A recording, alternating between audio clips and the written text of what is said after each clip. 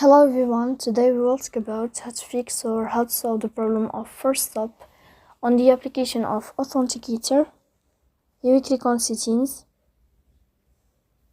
In this page you can click on Apps, Default Apps, App Settings. And above you can search about Authenticator and you will enter. Here you can click on Forcestop and you can click OK. Then we'll enter to the window of storage. Here you can click clear cache. Don't click clear data because that can cause the errors or can delete your account. In the end, you can turn off your phone and you can turn on your phone again.